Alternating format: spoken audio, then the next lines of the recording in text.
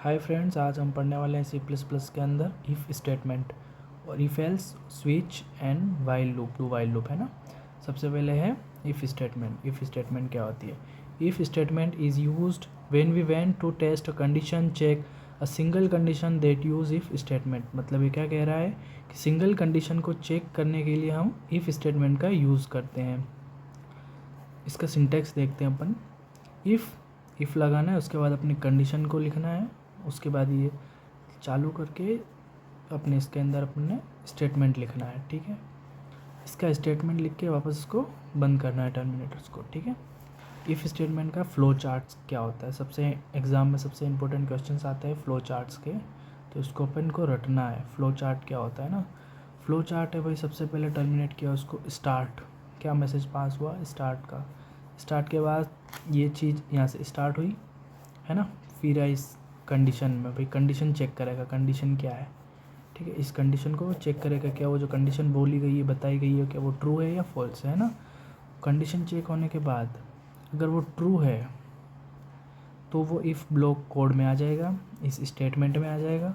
अगर condition true हुई तो ठीक है, वेन एवर अगर कंडीशन फॉल्स होती है तो ये सीधा से यहाँ आएगा और इस प्रोग्राम को यहीं से एंड कर देगा, है ना। इस प्रोग्राम को यहीं ब्लॉक कर देगा, बंद कर देगा, और वो एग्जीक्यूट नहीं होगा, बाहर आ जाएगा, है ना।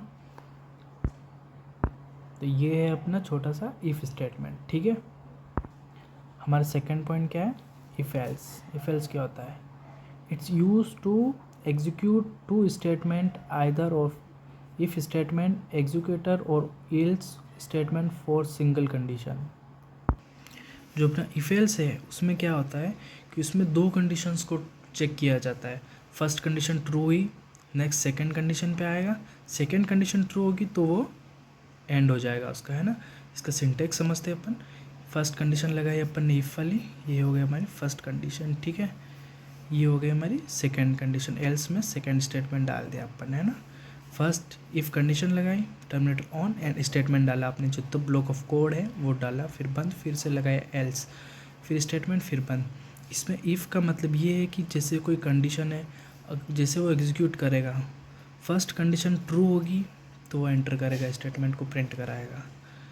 अगर वो नहीं हुई राइट, वो करेक्ट नहीं हुई स्टेटमेंट, तो वो एल्स कर देगा, और जो एल्स में जो अपन ने प्रिंट कराया है वो प्रिंट हो जाएगा। हम समझते हैं अब इसका फ्लो चार्ट क्या होता है ना। फ्लो चार्ट यही है, स्टार्ट है सबसे पहले, फिर कंडीशन बनती है अपनी, कंडीशन ट्रू होती है तो वो कोड को प्रिंट कराएगा, जो अपन ने लिखा है, जो अपन ने सिचुएशन कंडीशन डाली है वो प्रिंट होगी। ठीक है, आइदर देन ये अगर फॉल्स हो जाता है तो ये एल्स होगा, जैसे कि मैंने बताया था एल्स होगा, उसके बाद ये एंड होगा। एल्स क्यों हुआ भाई? एल्स में क्या आएगा? एल्स में जो ये अपन का स्टेटमेंट है अपना, है ना, जो भी अपना स्टेटमेंट है, ये स्टेटमेंट एल्स में, जो एल्स में अपन जो प्रिंट कराएंगे वो एल्स में आएगा, है ना। एल्स में जो स्टेटमेंट अपन ने लिखा है वो प्रिंट कराएगा एंड एंड कर देगा प्रोग्राम को, है ना। थर्ड क्या है अपना? Else if ladder. It's used when we have two and more conditions.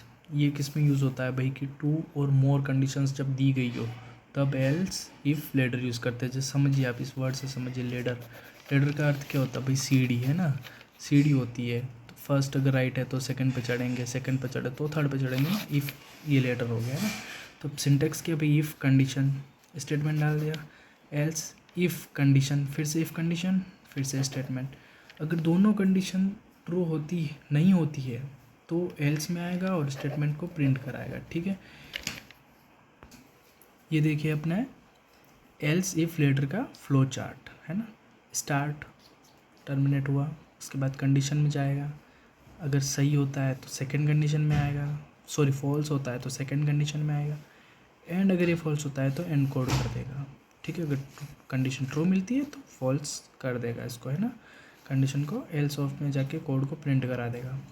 अगर फर्स्ट कंडीशन इफ़ कोड अगर ट्रू होती है तो ये यहाँ आएगी, सेकंड कंडीशन भी एल्स इफ में ट्रू है तो ये इस प्रोग्राम को दोनों जगह से टर्मिनेट करके इसको एंड कर देगा।